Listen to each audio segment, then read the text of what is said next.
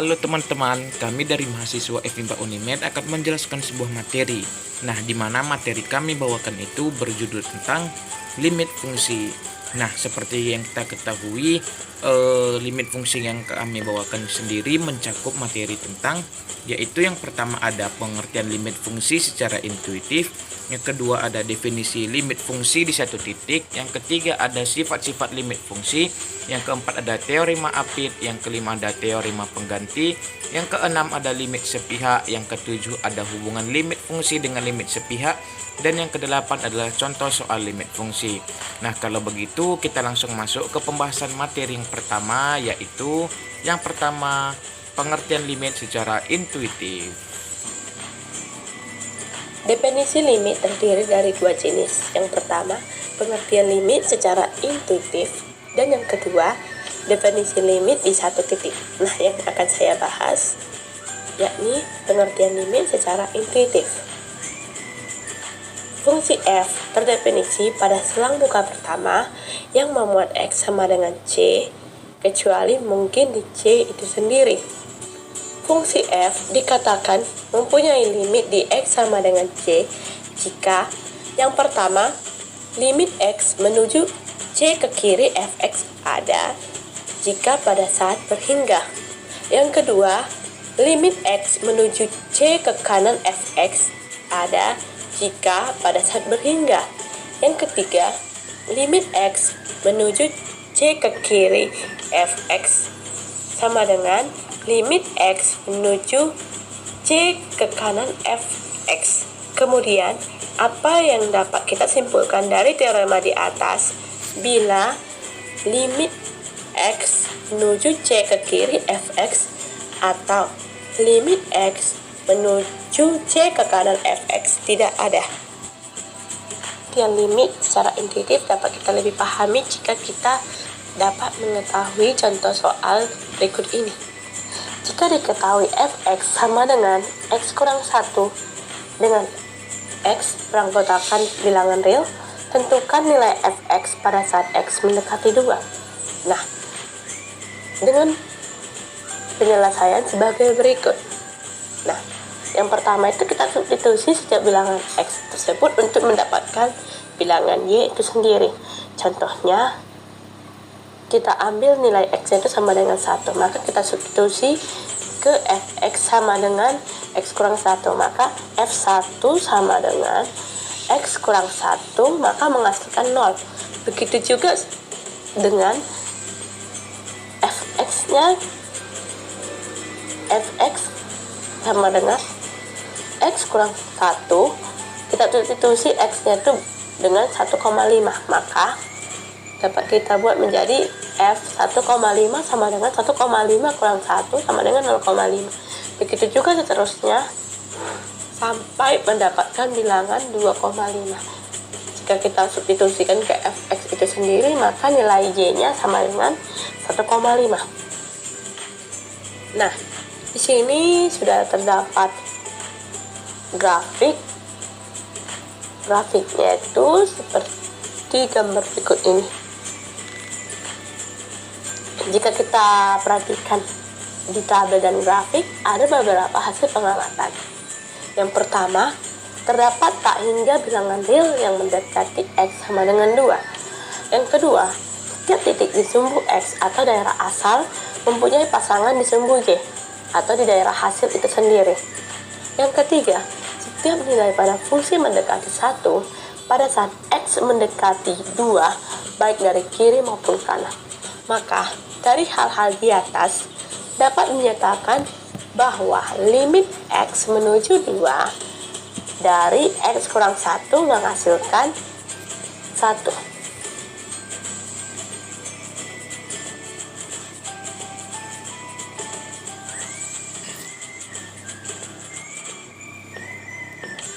Yang kedua, ada definisi limit satu titik. Fungsi f yang terdefinisi pada suatu selang terbuka pertama yang memuat x sama dengan a, kecuali mungkin di a itu sendiri. Limit fungsi f untuk x mendekati a adalah L, dengan L beranggotakan bilangan real, ditulis limit x menuju a fx sama dengan L. Jika untuk setiap bilangan epsilon lebih besar dari 0, terdapat suatu bilangan delta lebih besar dari 0, sehingga berlaku nilai mutlak fx kurang L lebih kecil dari epsilon, asalkan nilai mutlak x kurang A berada di antara 0 sampai delta, atau dapat ditulis dengan limit x kurang A fx sama dengan L dikalikan menjadi semua nilai epsilon lebih besar dari nilai 0 yang beranggotakan semua bilangan delta lebih besar dari 0 dengan anggota nilai mutlak x kurang A berada di antara 0 sampai delta, maka menghasilkan nilai mutlak fx kurang L lebih kecil dari epsilon.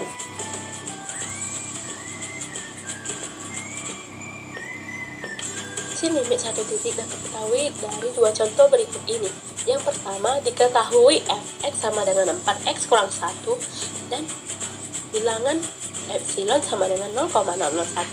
Carilah suatu bilangan delta lebih besar dari 0, sehingga jika nilai mutlak x kurang 2 berada di antara 0 sampai bilangan delta, berlaku rumus nilai mutlak fx kurang 7 lebih kecil dari bilangan epsilon, maka dapat dilakukan penyelesaian.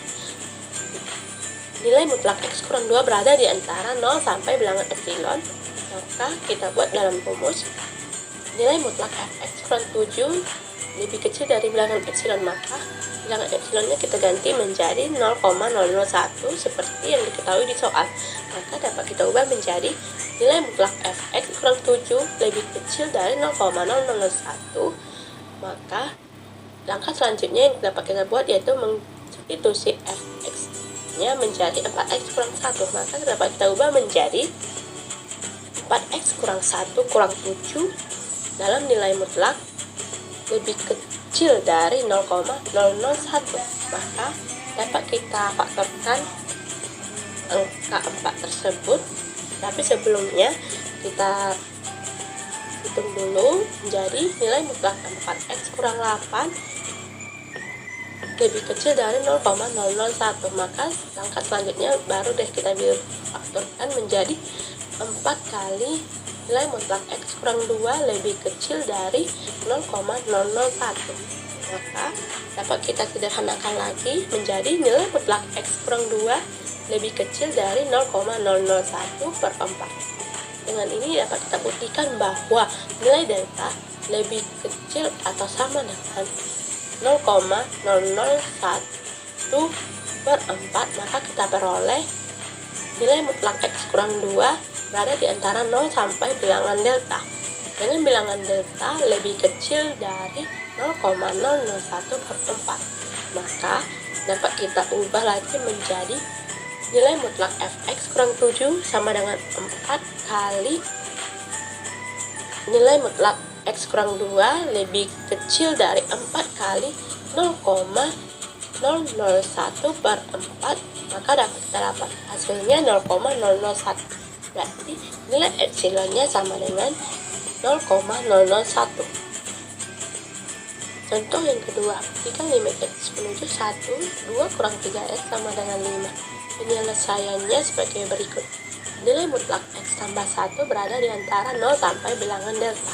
Kenapa dibuat menjadi x tambah 1? Karena bilangan limit 2 kurang 3x terdefinisi di limit x sama dengan 1. Maka kita ubah menjadi x tambah 1. Maka langkah selanjutnya kita ubah ke persamaan umum, yakni nilai mutlak fx kurang 5 lebih kecil dari epsilon. Mengapa dibuat menjadi kurang 5? Karena hasil limit x menuju 1 dari 2 kurang 3x sama dengan 5. Maka langkah selanjutnya yaitu kita substitusi bilangan x yaitu menjadi 2 kurang 3x, maka kita dapatkan menjadi rumus nilai mutlak 2 kurang 3x kurang 5 lebih kecil dari bilangan epsilon.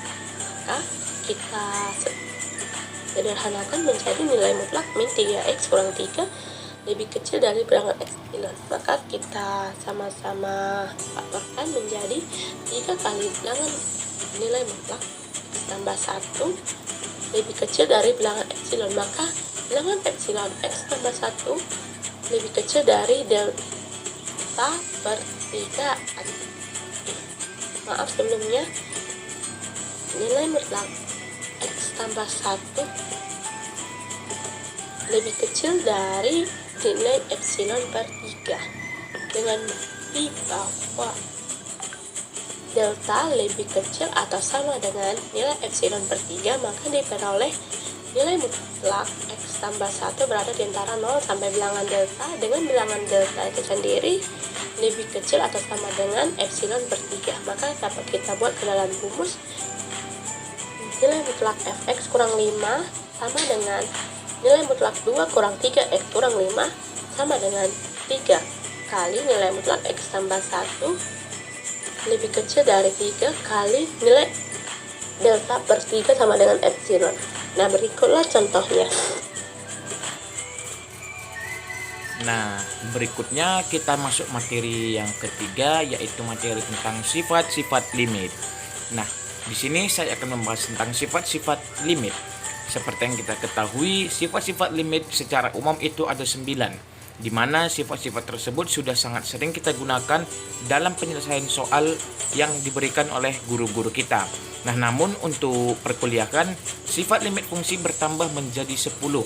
Nah, yaitu jika limit X mendekati C fxl dan limit X mendekati C fxm, di mana ketunggalan fungsi, maka jika lim X mendekati C fx sama dengan L, maka lim X mendekati C nilai mutlak fx sama dengan nilai mutlak L.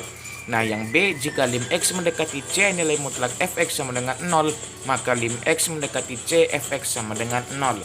Nah, untuk lebih memahami sifat-sifat limit, kita akan melihat pada contoh soal berikut ini. Nah, dalam menyelesaikan limit fungsi, kita bisa menggunakan sifat-sifatnya agar dapat terselesaikan dengan sangat mudah. Nah, diberikan sebuah soal. Limit X mendekati 3, X kuadrat dikurang 1 per X tambah 1 sama dengan berapa ya? Nah, seperti yang kita ketahui, sifat limit yang bisa kita gunakan yaitu sifat limit fungsi yang ketujuh, di mana limit X mendekati C fx per Gx sama dengan limit X mendekati C fx per limit X mendekati C Gx. Nah, tapi dengan syarat lim X mendekati C itu tidak sama dengan 0. Kita lihat limit X mendekati 3 untuk X tambah 1. Jika kita masukkan nilai X sama dengan 3, maka Gx-nya itu tidak sama dengan 0. Sehingga penyelesaiannya limit X mendekati 3, X kuadrat kurang 1 dibagi limit X mendekati 3, X tambah 1. Kemudian limit X mendekati 3, X kuadrat dikurang limit X mendekati 3, 1 per limit X mendekati 3X tambah limit X mendekati 3, 1. Sehingga hasilnya 3 kuadrat dikurang 1 dibagi 3 tambah 1 sama dengan 8 per 4 sama dengan 2. Nah, berikutnya kita masuki materi yang keempat, di mana materi keempat ini ialah teorema Apit. Nah, teorema Apit sendiri sering kita gunakan kepada limit fungsi ini.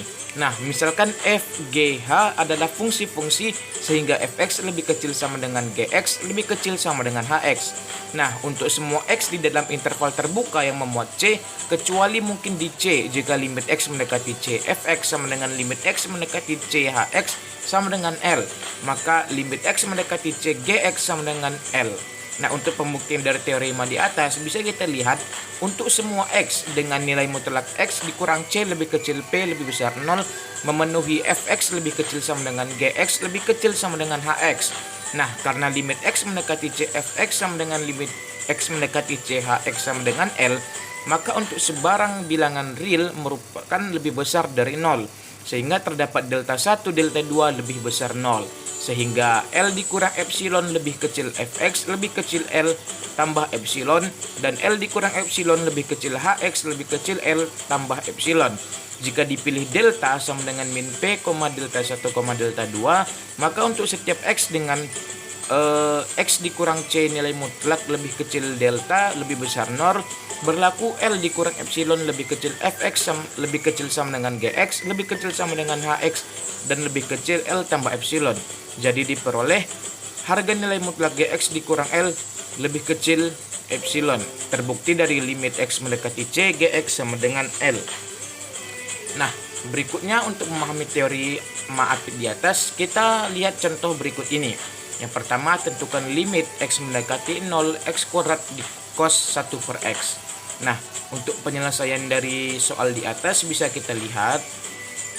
Nah, untuk soal yang pertama, untuk x tidak sama dengan 0, berlaku cos 1 per x lebih kecil 1 lebih besar min 1. Oleh karena itu, untuk x tidak sama dengan 0, berlaku x kuadrat cos 1 per x lebih kecil x kuadrat lebih besar min x kuadrat. Nah, karena limit x mendekati 0 minus x kuadrat sama dengan limit x mendekati 0 x kuadrat sama dengan 0, maka berdasarkan teorema apit diperoleh limit x mendekati 0 x kuadrat cos 1 per x sama dengan 0. Nah, soal kedua, tentukan limit x mendekati tak hingga, di mana 1 kurang cos x per 1 tambah cos x. Kita perhatikan bahwa cos x lebih kecil 1 lebih besar min 1, yang berakibat min 1 lebih besar dari min kon x lebih besar dari min 1.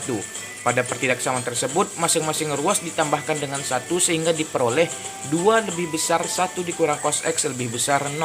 Atau dengan kata lain, 0 lebih kecil 1 dikurang cos x lebih kecil 2. Selanjutnya, karena akan menghitung limit ketika x menuju tak hingga arah positif, maka diperoleh bahwa x tambah 1 lebih besar 0.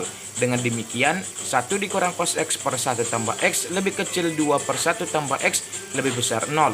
Karena limit x menuju tak hingga 0 sama dengan limit x menuju tak hingga 2 per 1 tambah x sama dengan 0, maka berdasarkan teorema apit diperoleh limit x menuju tak hingga 1 dikurang cos x per 1 tambah x sama dengan 0.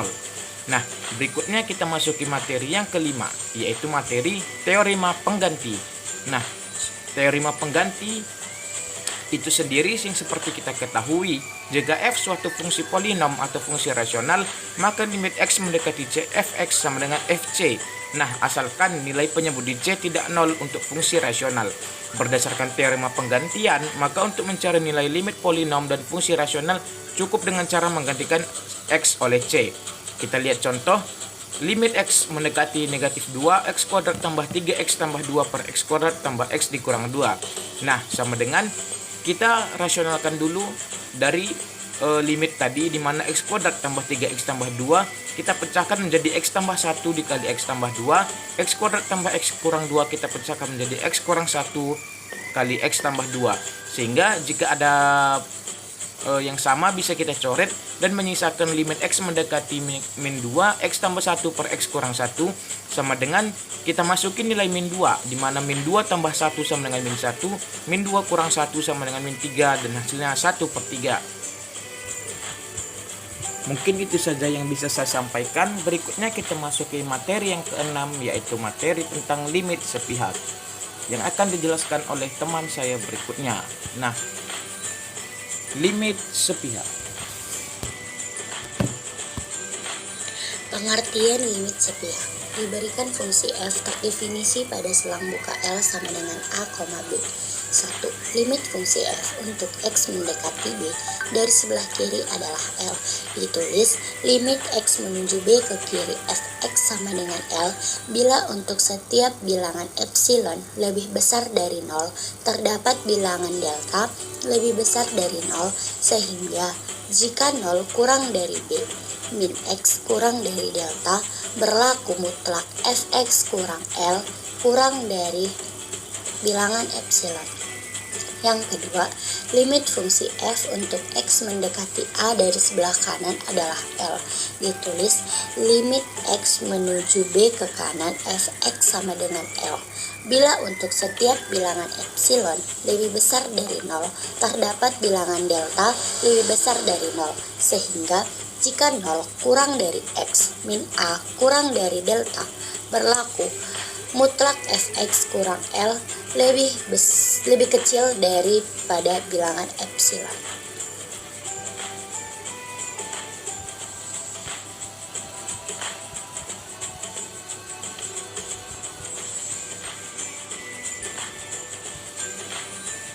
Baiklah, di sini saya akan menjelaskan tentang hubungan limit fungsi dengan limit sepihak. Fungsi f terdefinisi pada selang buka 1 yang memuat x sama dengan c kecuali mungkin di c sendiri. Fungsi f dikatakan mempunyai limit di x sama dengan c Jika yang pertama, limit X mendekati C dari kiri fx ada ataupun berhingga. Yang kedua, limit X mendekati C dari kanan fx ada ataupun berhingga. Yang ketiga, limit X mendekati C dari kiri fx sama dengan limit X mendekati C dari kanan fx. Sekarang mari kita lihat di sini ada satu komentar yang harus kita jawab. Di sini saya akan menjawab komentar ini dengan sepengetahuan saya. Oke, saya akan membacakannya. Apa yang dapat kita simpulkan dari teorema di atas bila yang pertama, limit X mendekati C dari kiri fx atau limit X mendekati C dari kanan fx tidak ada. Di sini dapat kita simpulkan bahwa pernyataan limit X mendekati C dari kiri fx atau limit X mendekati C dari kanan fx tidak ada, bukan karena hasilnya yang tidak ada atau tidak terdefinisi, melainkan bahwa hasil dari limit X mendekati C dari kiri fx dan limit X mendekati C dari kanan fx tidak sama ataupun berbeda. Dari yang kita lihat bahwa teorema di atas yang ketiga menyebutkan limit X mendekati C dari kiri fx sama dengan limit X mendekati C dari kanan fx. Jadi, kesimpulan yang kita dapat adalah bahwasanya limit X mendekati C dari kiri fx harus sama dengan limit X mendekati C dari kanan fx agar limit X mendekati C memiliki hasil.